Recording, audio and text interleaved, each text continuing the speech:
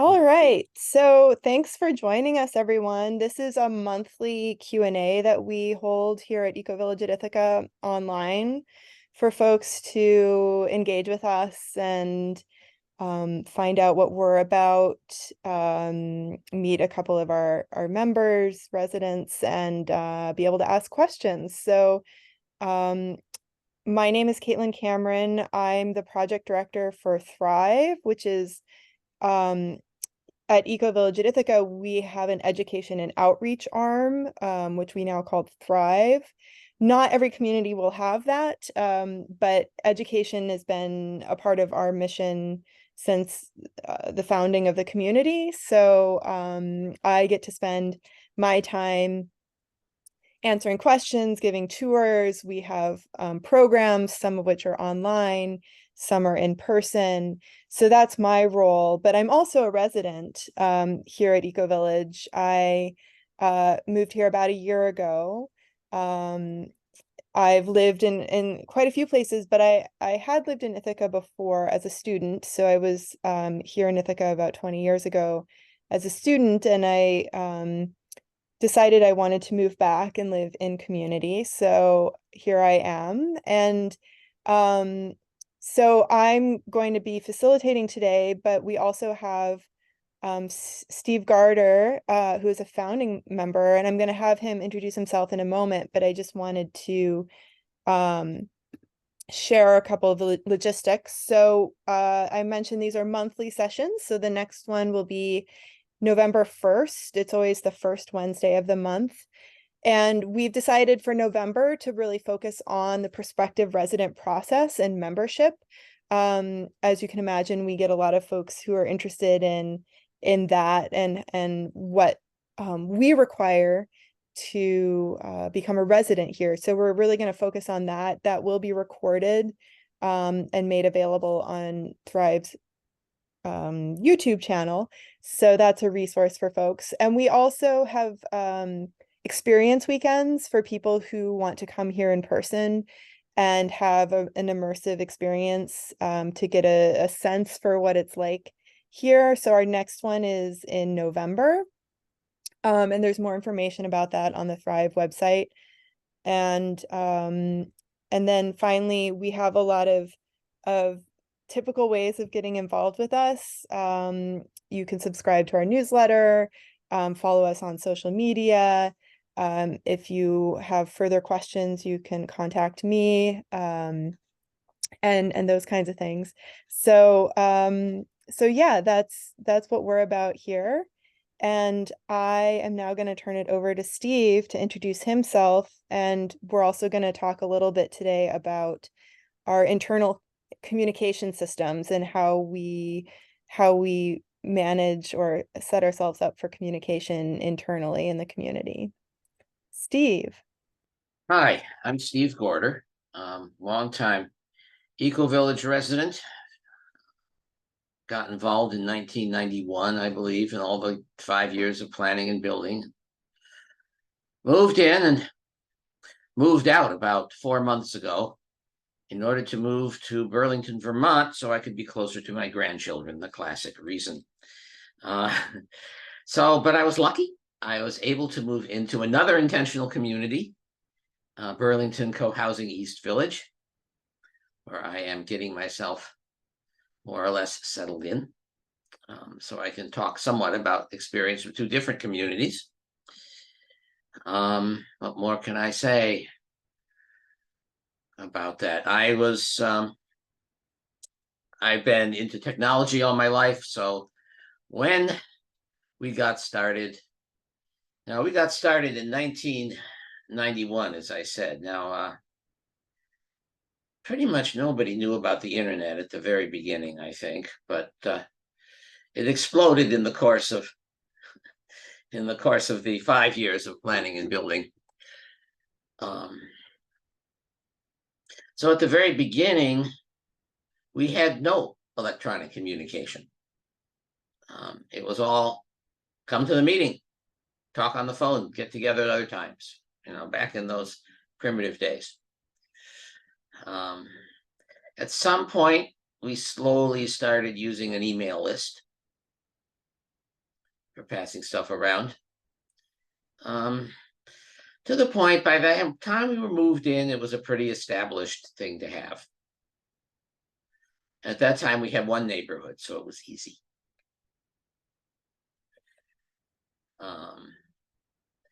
Then pretty soon after the first neighborhood moved in, the second neighborhood group got started.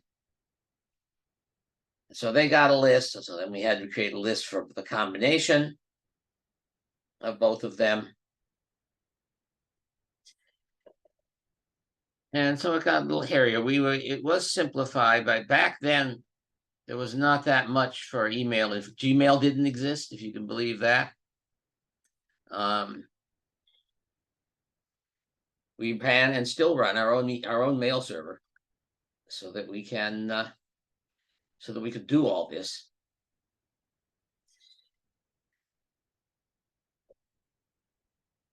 And we added to the mailing list one of our enterprising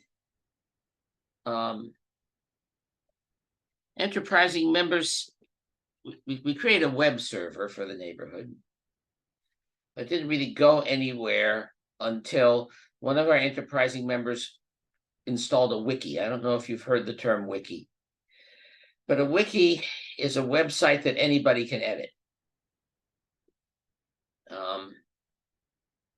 which is a great idea in theory. It doesn't work as well in practice simply because most people haven't the slightest clue how to do it. But still, that wiki still exists, and it contains a lot of useful information, and I'm afraid to say it contains a lot of old, outdated stuff too, of course.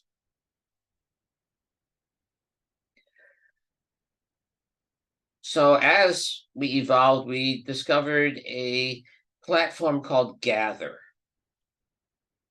Gather.coop. Now, this is software, a web-based software that was written in at Touchstone's Co-Housing in Ann Arbor, Michigan, specifically as software for co-housing communities. And it has a directory, and it has reservations for spaces, and it has groups and mailing list management, and it has a forum, which is the next component to talk about. I know any of you have used web-based discussion forums. I'm seeing at least one head being nodded there, another couple of them. So now we have kind of a jumble of communication. We have our email lists, and we have the forum, and we have the wiki website, and we have the Gather. Now, Gather, just to be clear up front, Gather is something you subscribe to and you pay for. You don't absolutely have to, because it's open source and you could get it and install it yourself and run it. But even a geek like me decided not to do that. So I think I'll pause briefly here for questions. Well, Steve, would you mind sharing screen and just showing what Gather, I'll show several things here. Yeah. Gather completely replaced, or you're in the process of replacing, like you talked about the wikis and yes. Well, Gather's in the process of replacing Gather's mailing list, replacing our homegrown mailing list with mailing lists through Gather. It's going to require some enhancements to Gather because we have this complex situation of the whole village and the individual neighborhoods, which I'll talk about in a minute. But since I've joined the Gather team, that's likely to happen. Well, and 1 second before you share, I guess I'll clarify for those who don't know. Part of the structure of our community is that we have a lot of entities. So something that's unique about us is we have 3 different neighborhoods. We're one of the larger communities in the country. And so we have each neighborhood of the 3 neighborhoods has their own governance, their own community, their own listserv, so there's those 3 entities, but then we've also got a village association, and village-wide communication and governance, And then we also, above that, we've actually got a land holding entity. So EVI Inc. is the nonprofit legal entity that owns the land and has a board and makes decisions about the land. So this is one reason why it gets complex for us, because we have a lot of different groups and entities. And then on top of that, we also have all of the sort of boards, committees, circles, subcircles, and those kinds of groups that also manage and themselves and communicate. So there are a lot of layers to what's happening here. Go ahead, Steve. Okay, so I guess I'll do a quick tour of, but before I do the tour of Gather, actually, I want to talk a little bit about email lists. They're not the greatest thing in the world. They have a number of drawbacks. One of which is that people feel like they're getting too much email if there's lots of chatting, which is the case at Ecovillage. Here in Burlington, the email lists are much quieter. People don't send messages as much. So if anything, we don't have enough communication. But in any case, and then of course, people will shoot their mouth off by email and not really realizing just what they're doing. Some people will write things they would never say to your face. So I'm going to briefly show you our email guidelines, which basically boils down to email is like millions of copies of an indestructible postcard. It can be forwarded to anyone. Backup copies are made. You never know where it's going to go. We tend to say, don't put anything on an email list you wouldn't post on the bulletin board in the common house. And don't send anything you would say to their face. And don't ever think that anything you're sending to a group of people will ever be private. Too many chances for somebody else to see it. Somebody responds, oh, I should include this other person. And now your email has just gone to somebody else it wasn't intended to go to. Oh, I should include this whole group.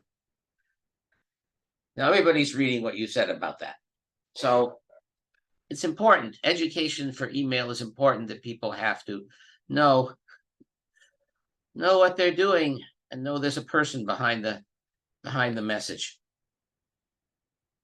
And I will say it has come up from time to time, issues around courtesy, right? And where we have instances where people will say inflammatory things or things that upset people, and we come back around to these conversations about where certain kinds of communication should be happening, what's the etiquette around email communication. So I guess part of the reason why I wanted to talk about internal communications as part of today's session is that communication is so important living in community. And even when you have technological tools, there's always that human factor, which I think both Steve and I are kind of getting at, that that you have to always kind of like check in, like, how are these tools working for you? Sorry, Steve, keep going. No, it's fine. That's fine. So those are many of the limitations of email lists. Besides the big email list for everybody in the community, we have lots of sublists for teams and groups and things like that. Those are usually not as much of a hassle. Let me now show you Gather. Hold on. Where are we? There we are.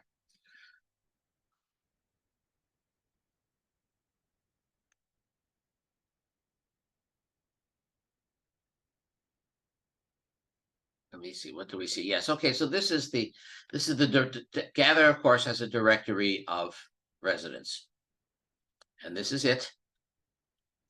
People have to maintain their directory entry.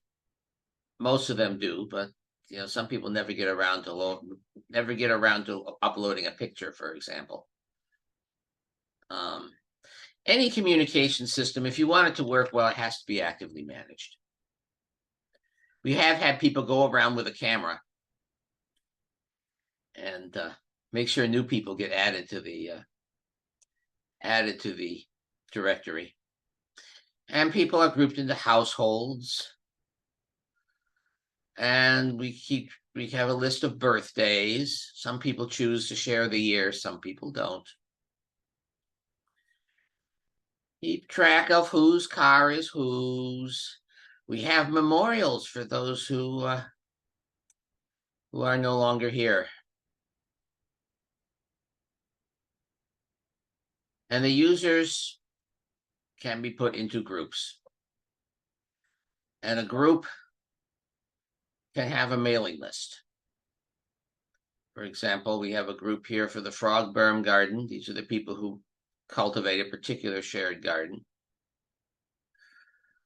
And they have an email list.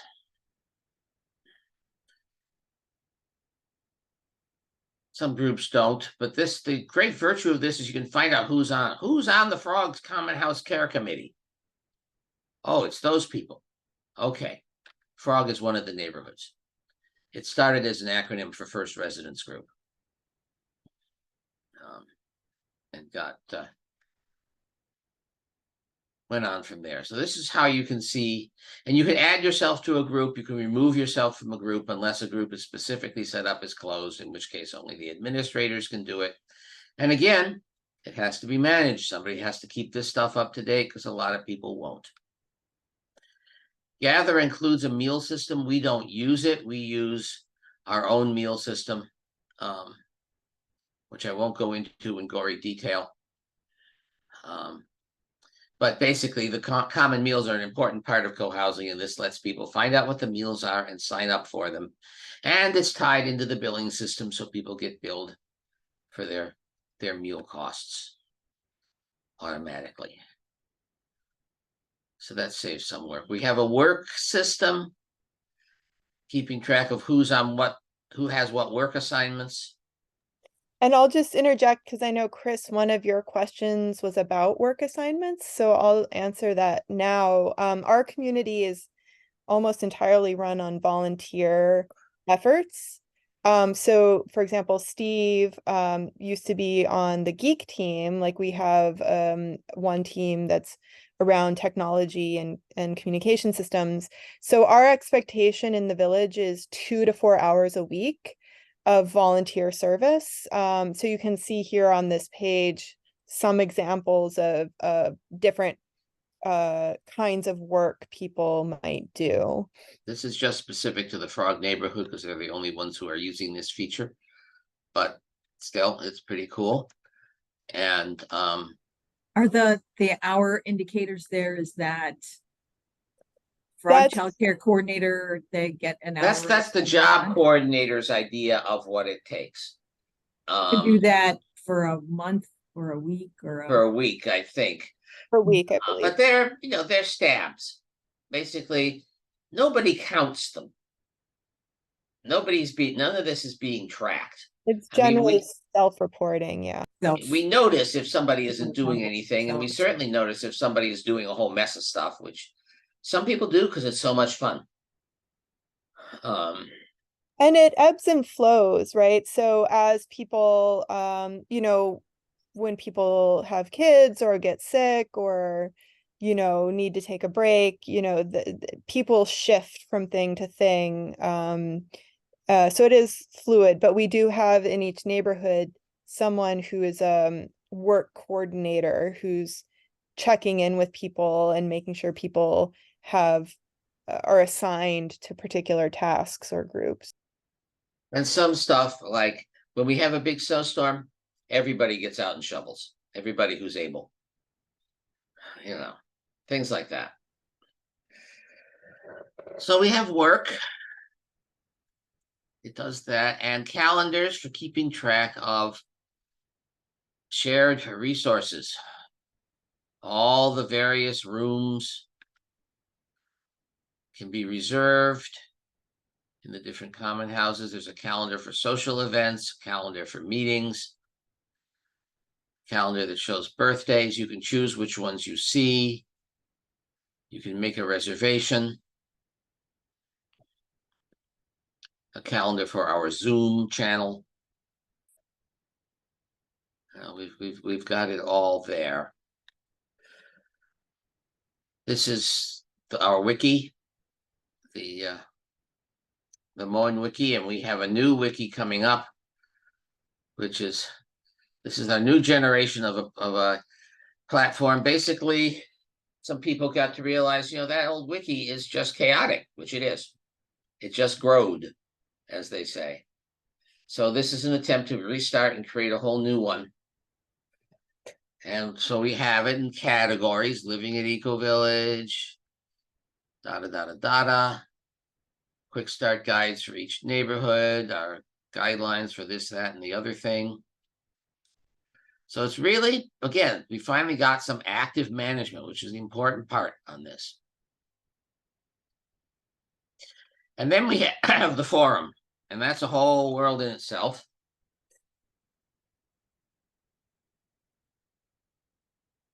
And basically, if they're familiar with electronic bulletin boards, then this is one of them. It uses software called Discourse.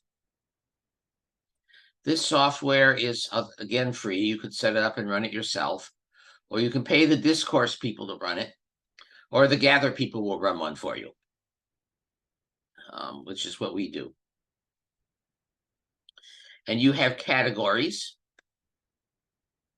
We have general discussion, and then it has subcategories for each of the neighborhoods, and one specifically for sharing photos. Email list where the email lists are gatewayed into the forum so that people can read the emails on the forum.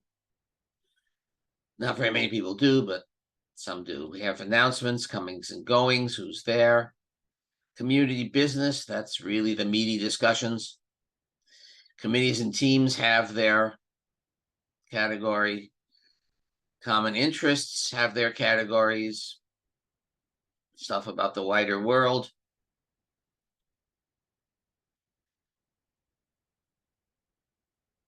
And this gets used some. If I was starting a community afresh, I would start with a forum. And most of these forums have the feature where you can get all the forum messages by email. So if people really don't want to use it, they can still get it in email. But it's really hard to get people to stop just banging out an email and instead going to the forum. We have managed in many cases to prod the particularly difficult issues. If someone posts an inflammatory thing on a difficult issue, we say, please put it in the forum now.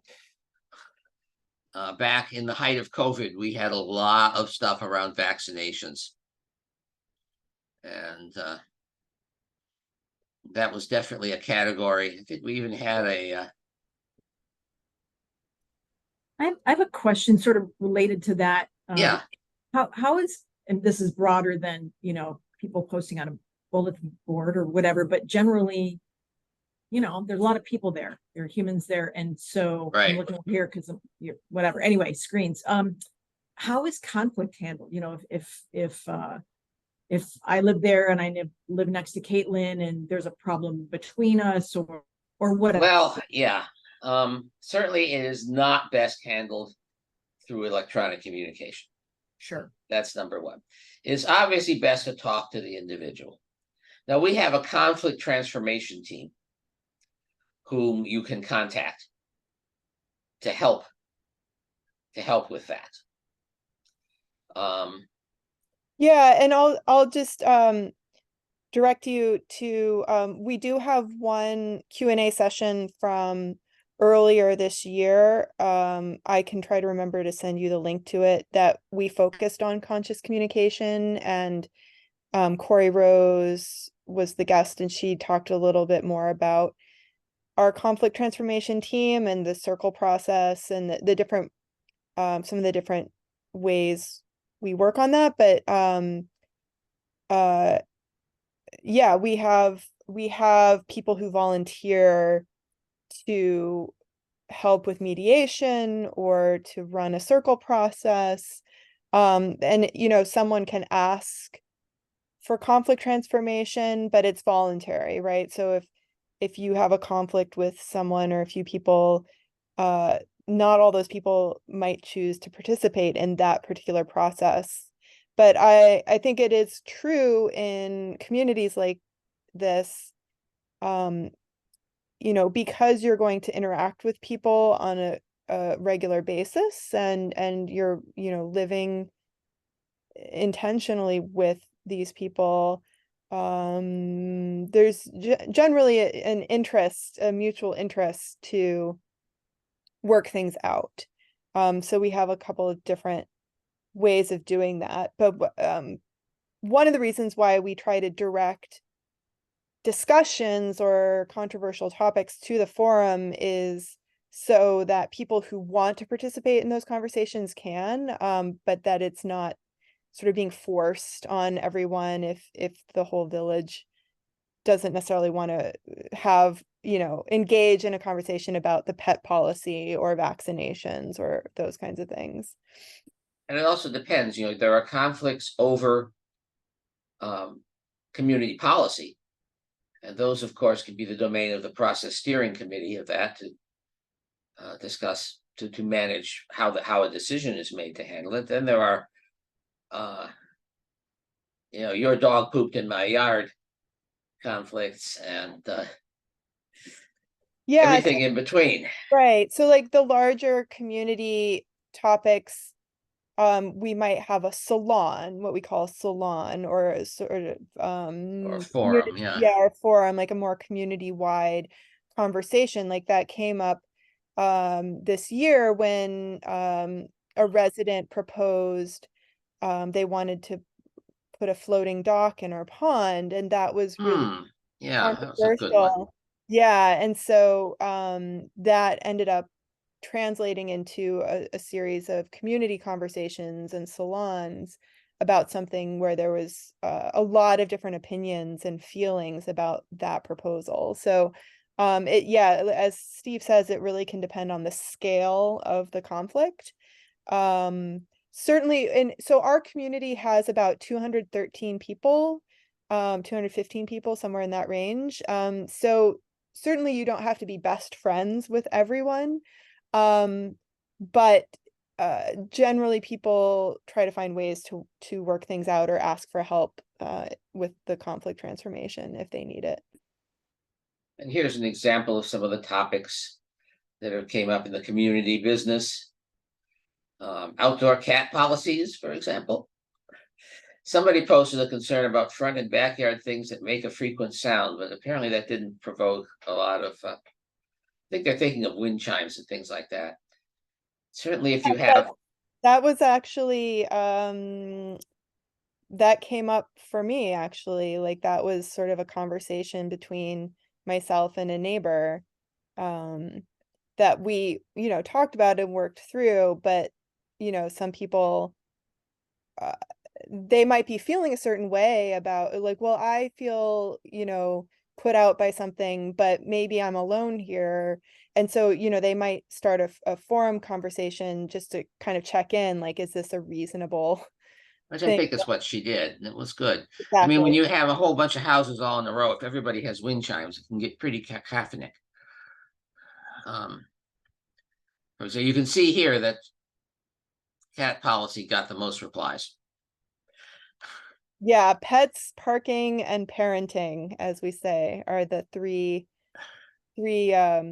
more hot topics in community.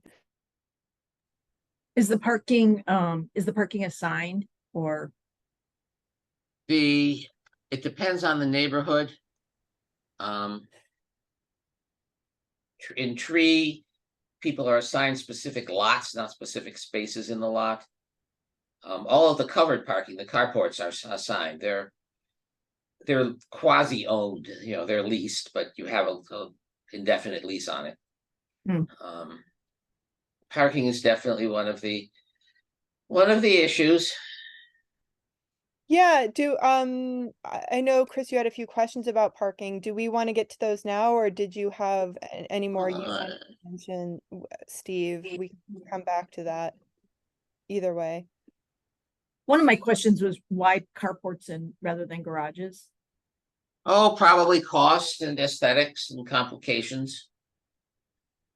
Having been in on the building process, I can tell you that we had our eye on the dollar the whole time. And so anything that ups the costs would, the builder didn't propose them and we didn't ask for them.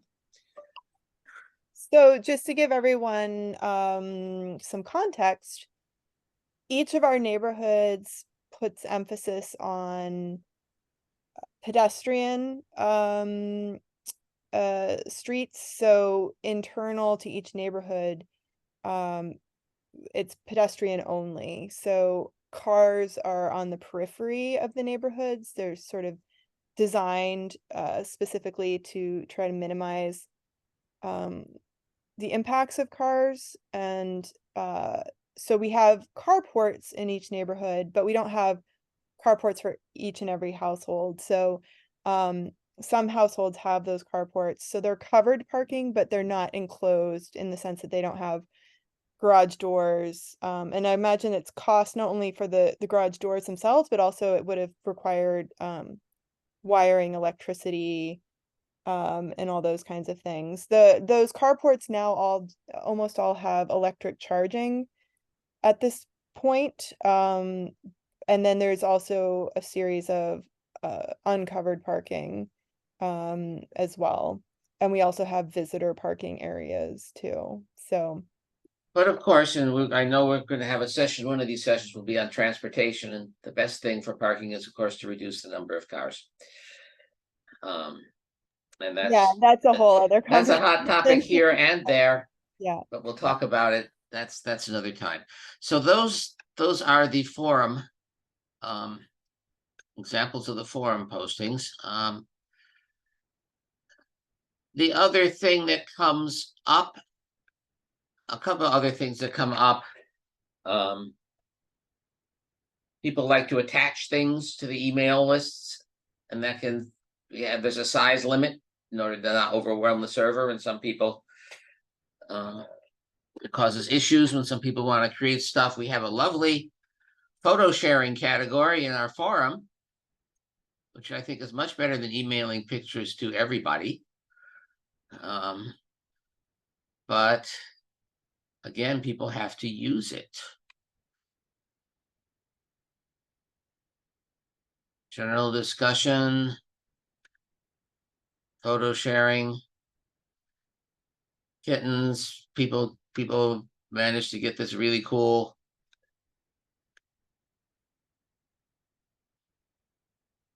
spider photos, or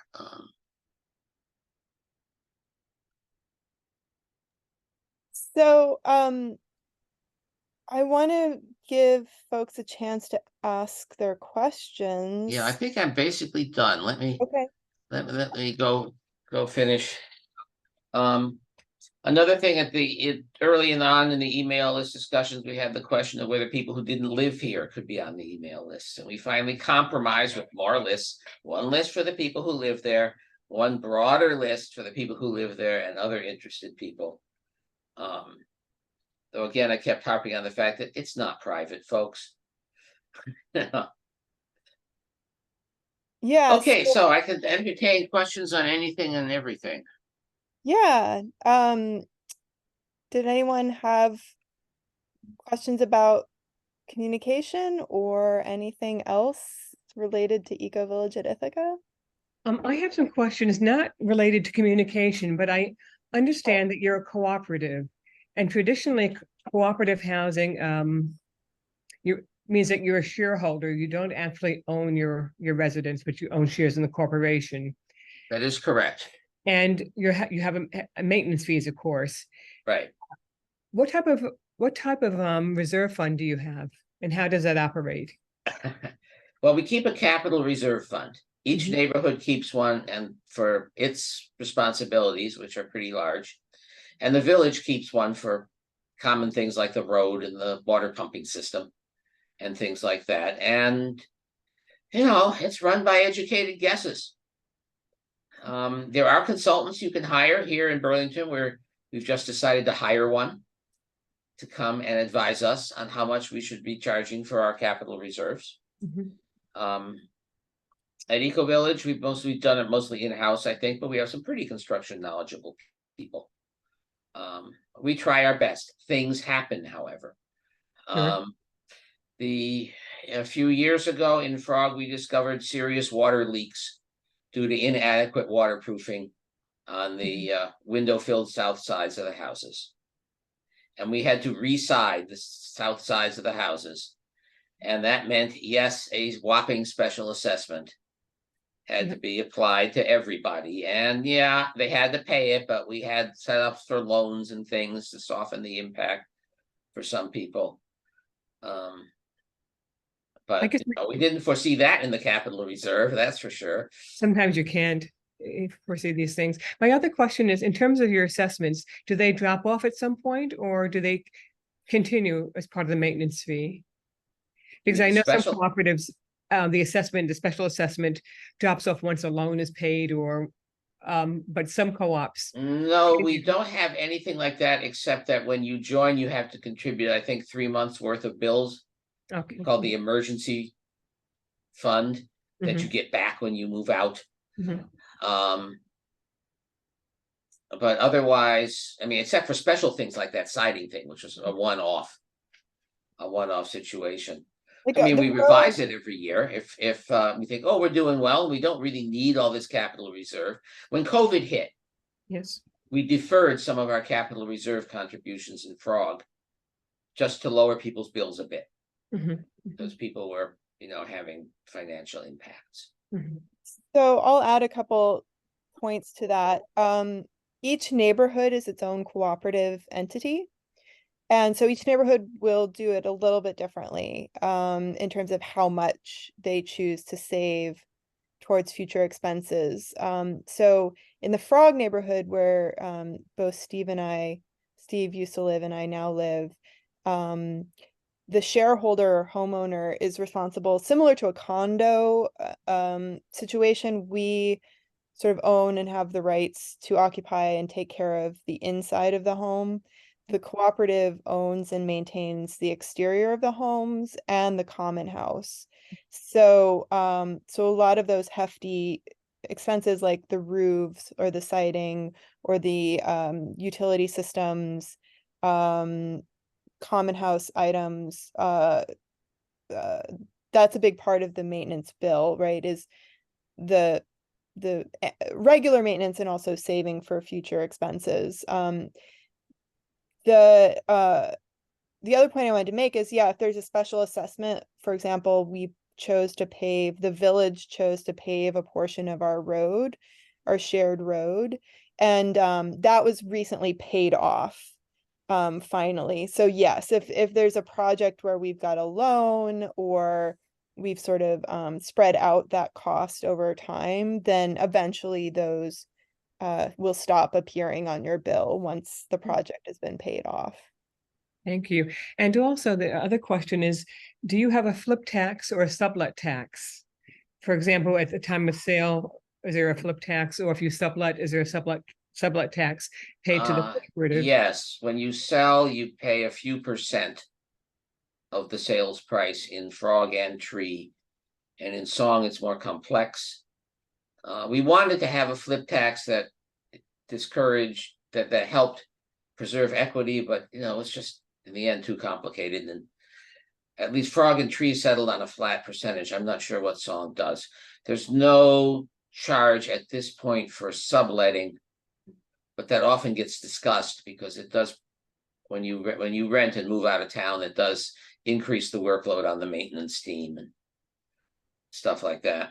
Yeah, and that fee is, so it's very rare that a house sale includes a realtor or an agent. So it's kind of like in lieu of if you were paying a fee to, so I think we're kind of in the range of like 2 to 3%. That's very low.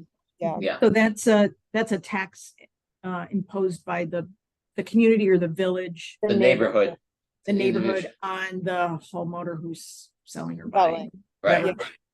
Yeah. There was some discussion, I don't know if it ever got approved, of a policy in Song and maybe the other neighborhoods, if someone sold their home within 3 years, so that kind of flip tax idea of if someone didn't stay a long time, there might have been an additional assessment. Yeah. But I don't know that that ever got.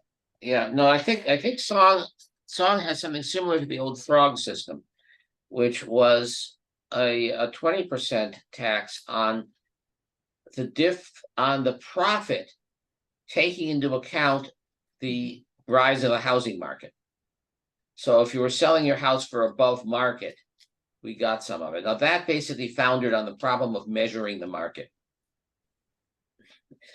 So that That's is not that's what something just- that you're doing. That's something that was Song may considered. still be doing it. Yeah, I'm But- not aware that that's happening at the moment. Yeah. Yeah, that was just too, it's wonderful in theory. But a pain in the rear in practice, I'm afraid. Thank you. You're welcome. Are there other questions? Ethan or Angela, do you have anything you want to bring up? Just out of curiosity, what wiki are you using most recently? Okay, the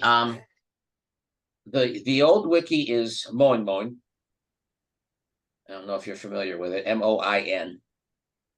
Yep.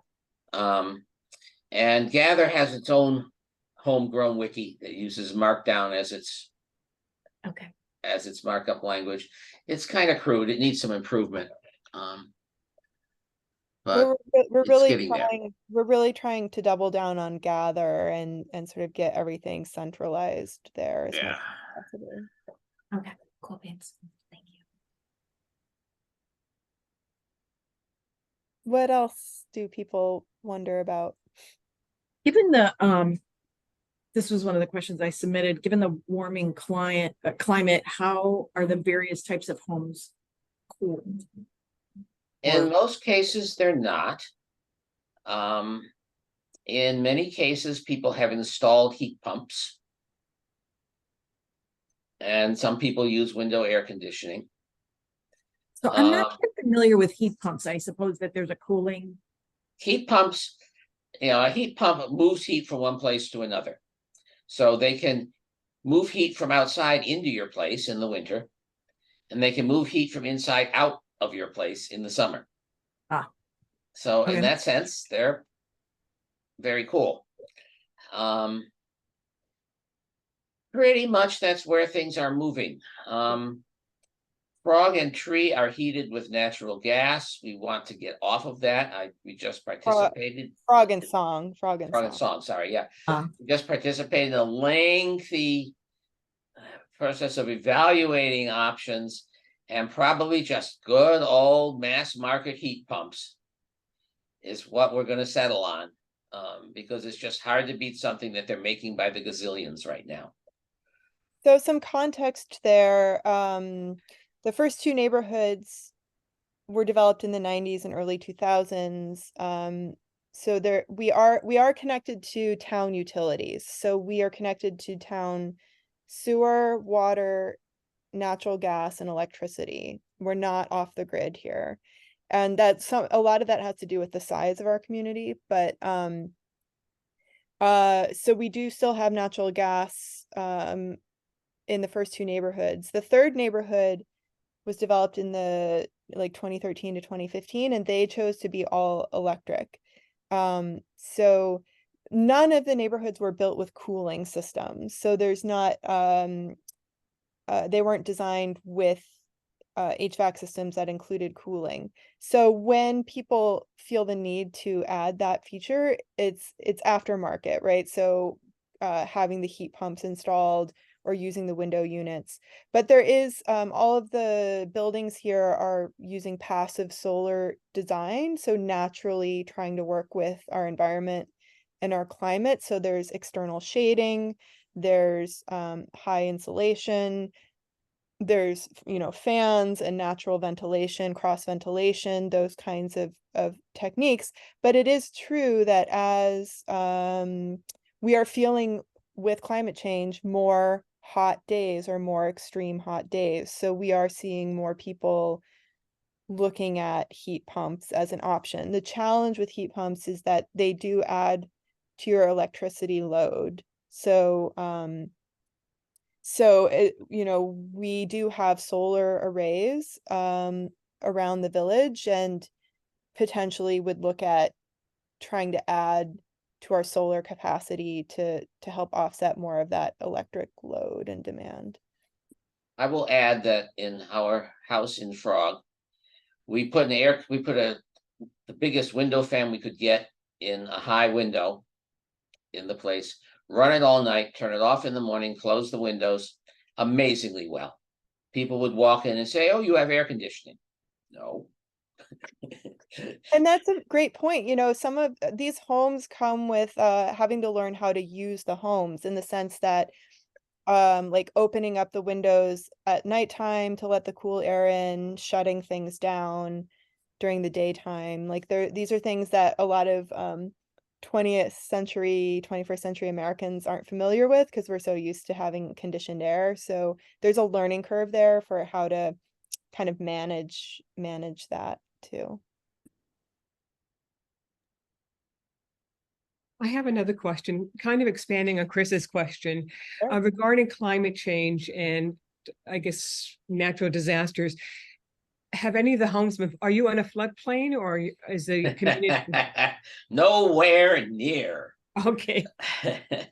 Ithaca We're up on is. a hill. A lot Ithaca going is on in Ithaca. 700 feet further down. Okay. So we're definitely not in worries about that. We have had, I remember one gigantic thunderstorm that turned the center of Frog into a lake. But we have occasionally had water intrusion into crawl space issues, but we're okay on that front. Yeah, I mean, this area of the country is generally in a good position when it comes to potential climate impacts. Downtown Ithaca is, you know, at the base of one of the Finger Lakes, and so there is some flooding that happens down there. But as Steve mentioned, we're actually up on a hill 2 miles outside of town. So some other things that have happened, we definitely were having air quality impacts from the Canada fires this summer. And as I mentioned, if we are getting more hot days, we And also, hot nights, which are the real problem with the window fan approach. right, and drought occasionally it has been a factor. We have 4 farms here on our property, and the farmers have been contending with just changing weather patterns, right? We had a very late frost this spring that basically wiped out all of the fruit crops in the area. So apples, a lot of the vineyards were really impacted, and we had drought after that, and then a very wet rest of the summer. So it's changing and it's unpredictable, but generally not the severity that you might find in other parts of the country. Thank you. And then the snow. I understand that Ithaca is in. We have that. Yes. You said earlier that everybody gets out their shovels, but Yeah. I noticed, I've been looking on Google Maps and stuff like that, that certain areas aren't paved or things like that. So how's snow? The roads are plowed. We have a contractor who plows the road, which is great, except of course, when you have a giant snowstorm, they're super busy. It may take them a while to get to us before they do it. We have our own small tractor with a plow and a snow blower and things for heavy snow, which only occurs a few times a year. That we have enough that we really have to bring out the snow blower and such, because it doesn't work very well unless you have at least a foot. So a lot of the pathways, nothing beats shovels. For really getting them clear. And we do have, You can expect that there will be a couple days when you don't want to go anywhere. Because our road hasn't been plowed because the plow contractor has been too busy plowing everybody else out. and It's in my memory we had 3 feet of snow and closed the town for 3 days, but that's pretty rare now. yeah, I mean, that's something else that's changing. Certainly there'll be snow days here and there, but this last season we didn't get as much snow as usual, and it would often melt within a day. But yeah, we have snow and ice teams for each neighborhood, people who kind of manage that for the main paths, the shared central paths. But each resident is expected to manage the snow and ice for their individual path, like the path leading from their front door to the main And the path. common path just outside their house. Yeah. And unfortunately, one unfortunate impact of climate change is that less snow, more ice. So yeah, it's a consideration. We have recently in 2 different neighborhoods made improvements to the paths or structures to try to alleviate some of those issues. So it's an ongoing conversation. And it's a microclimate too, so it's interesting because it could be a few degrees colder and snowing up here at Ecovillage, and if you go downtown, it'll be warmer, no snow. So even though it's a 10-15 minute drive, 2 miles down the hill, there is a difference because we're on the West Hill, we have wind, more exposure, higher elevation. So it varies quite a bit around town. I believe you. All right, we have about 10 more minutes or so. What else do people have questions about? How far away did you say it was to downtown miles wise? It's 2 to 3 miles, depending on where you want to go. And So 700 feet of altitude. yeah, it's a very hilly area. Okay. And we do, quite a few people still rely on cars. There are bus systems, and some sharing options, but it's a challenge to walk. It's not an easy situation to walk, or some people do bike, but those are Has anybody tried like e-scooters or A good electric bike, one that's got the full 750 watts Yeah. power, can master the hill readily Okay. without you having to pedal. We do have a new bike share system that was implemented in Ithaca last year, that are electric assist bikes, and it's a dockless system, so that's an option, although we don't really have bikes up here, so it's kind of a one-way option. But yeah, I also like I don't own a car, but I sometimes use like a kick scooter, like a Segway kick scooter. But I will tell you, it's almost I could almost walk faster uphill when it comes to trying to go uphill. So you do need a little bit of power to get up those hills. Cool. Yeah, I just got rid of my car. I want to not get a car, so Great. Yeah, I've More always, power to you, but yeah, that's very aspirational for some people, but the terrain is certainly a factor here, and the climate. well, and living in Boston for 20 years, I didn't have a car there. I know it's completely doable. You just have to think about it. And I'll As long share, as there's yeah. something. Yeah, and transportation is also something Steve's really interested in and passionate about. I've chosen to be car free since I went to college, and I've often lived in bigger cities where that was more possible. But when I was looking at intentional communities, that was a factor. Where could I live and be able to still be car free? And it's true that a lot of, especially eco villages, tend to be in more suburban and rural locations. And so that, yeah, that's an important consideration. Certainly there are a lot of co-housing communities like the one that Steve moved to in Burlington that are more urban. And then it's, you know, a different story. But no, that's an important factor to Yeah. consider. I thought I could be car free with him. My daughter bought a house in the suburbs. So Ethan's got his hand up. Yeah, Ethan, go for it. That's me. It's not a very clear question, perhaps, but I'm curious about, is there much decision making that happens over email or the Gather forum? No.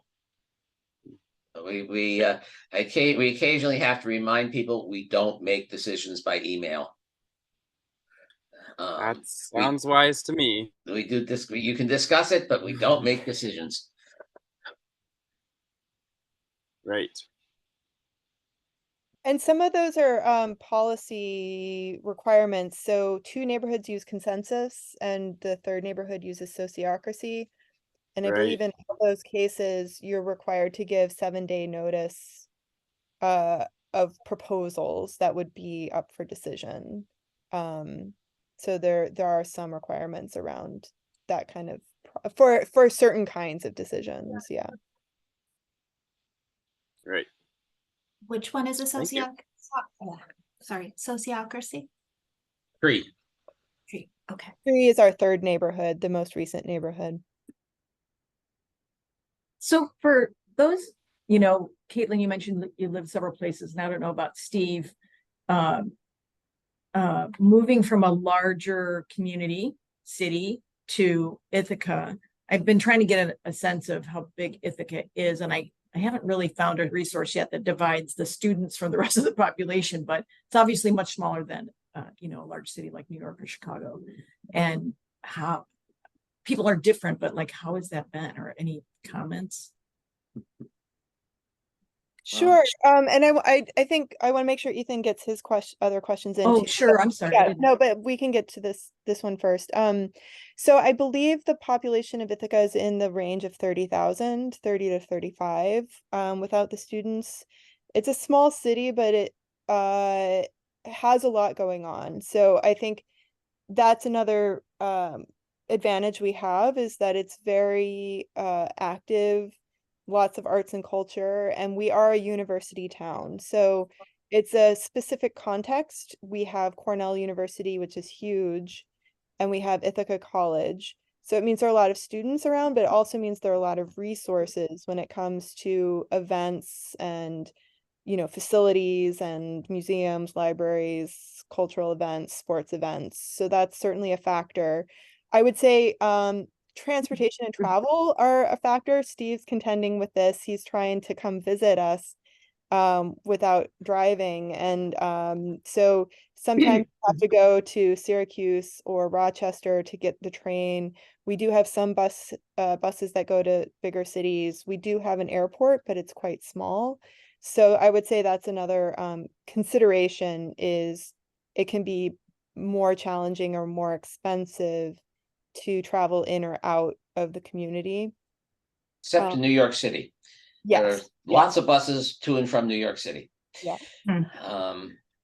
Everything else is a challenge. Although at this point I have 3 ride offers, Caitlin, so Oh, I'm kind of good. in I'm pretty good glad. shape. I'm glad.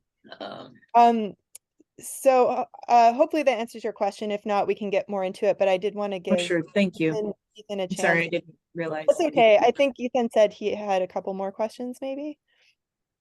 No, it's not really. No, I'm okay.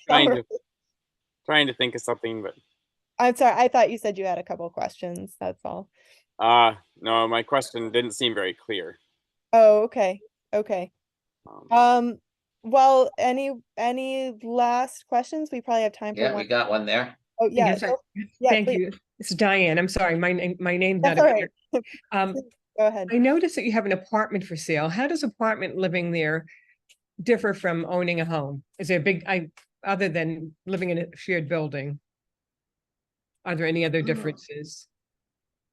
Well, you live in a shared building. More of more stuff is managed by the community, obviously. The I don't know, I live cost, in an apartment here. well, the uh, costs are a little bit lower, right? Because you're in a multi-family building, so the maintenance costs tend to be lower. I don't know if that's true in Burlington, Steve, but it tends to be true in the Tree Common House. Yeah, it probably is too here.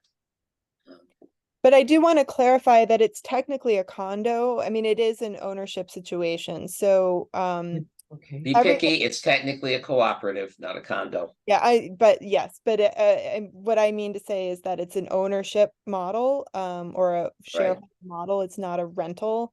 We do occasionally have rentals here, but we don't have any homes or buildings that were built to be rentals. So Oh, we that wasn't my question. I was just asking what the Sure. difference is as an ownership. I wasn't looking for Okay, rental. yeah, Yeah, I just wanted to make sure that Yeah. was clear because Yeah. that building, the unit that you saw, Yes.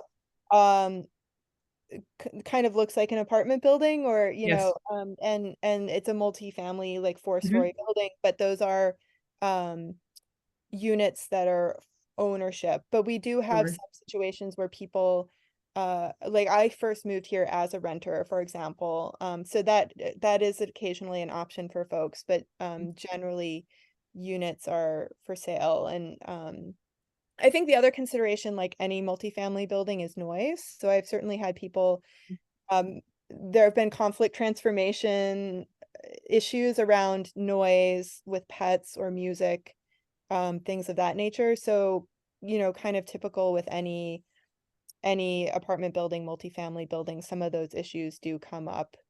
The one last thing I'll mention with that is each neighborhood has its own common house, and the common houses are scent free. There's a lot of sensitivity here around um uh things like smoke, fragrances, there's some people who have high sensitivity. So, if you were to live in that building, because that building, the common house for Tree is on the ground floor, and then there are 3 floors of homes. And so you would have to be a little bit more conscious around use of scents and some of those considerations. Um, so did that answer your question? Yes, pretty much. I live in a cooperative in New York City. That's why I was asking you the question. I Oh, did ask okay. you. Yeah. Yeah. I'm not looking for a rental. Sure. Yeah, no, I was just making Yeah. that clear for everyone. But yeah, and it is comparable to like a lot of the cooperative buildings in New York. But I would guess that we have fewer regulations and restrictions here than a lot of other buildings might. Fewer You might, formal ones, but maybe a lot more, a stronger general expectation of courtesy. sure. Yeah. That's a good thing. Mhm. Yeah. We have time for one last question, I think. Anyone have a burning topic?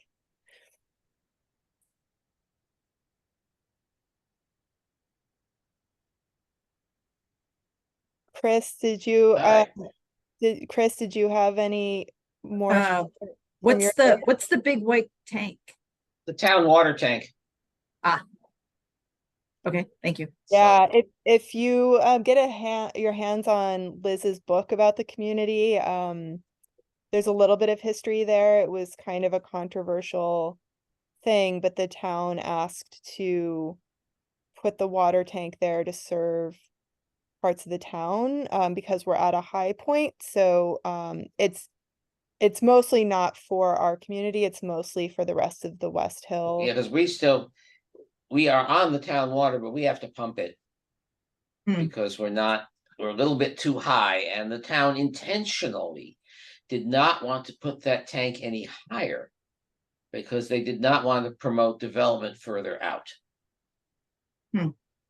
So what's the source of EVI's drinking water? It's that tank, which in turn it comes from Cayuga Lake, Oh, okay. and the town pumps it up to the tank, and we pump up pressure, because otherwise we wouldn't have water pressure if we didn't have it. Got it. We do also have uh we do have some stormwater runoff that goes to the ponds. The farmers do try to use irrigation ponds when they can, but we are pretty much fully connected to town water and spend quite a bit of money actually on water. Water Mhm. catchment is a great and lovely idea until you hit the storage problem. Yeah. Mhm. We can Um, catch, I mean, when they built Song, they decided to get serious. They bought a septic tank, concrete septic tank, buried it in the ground, 3,000-gallon thing, hooked it up to the runoff from several roofs. It gets exhausted very early in the season. And it's used for the community garden. So Yeah. each neighborhood has its own community garden. So in Song, that water is mostly used for garden irrigation. We don't have gray water systems when it comes to like in the homes. We don't have recycled water and that kind of thing. And I grew up in a house that had a septic tank that was used for human waste. It sounds like this septic tank is used for We do not runoff. have. Yeah, we do not have it's just a tank. It's not a septic tank. It's just a We tank. don't. Yeah. But the point is, even a big tank wasn't Not really enough Yeah. to make a significant dent in the water usage. We do have a couple of folks that have had composting toilets over the years, but generally that's not the case. So no septic systems here, and we are on the town sewer system. All right, so All right, folks. yeah, we're at time. I really appreciate everyone's time today. And Chris, I will go back and sort of write a response to any question we didn't get to today. And as I mentioned, next month's session will be focused on our membership process, and what we ask people to do if they're interested in living here. So you're welcome to come back for that. And we will over time be posting these to our YouTube channel. So lots of ways to get your questions answered. Thanks. Thank you. Yeah, thanks Steve for your time too. Yeah, I'll stick around for a couple minutes, Caitlin. Okay, great, great. Thank you, everyone. Have a good rest of your day.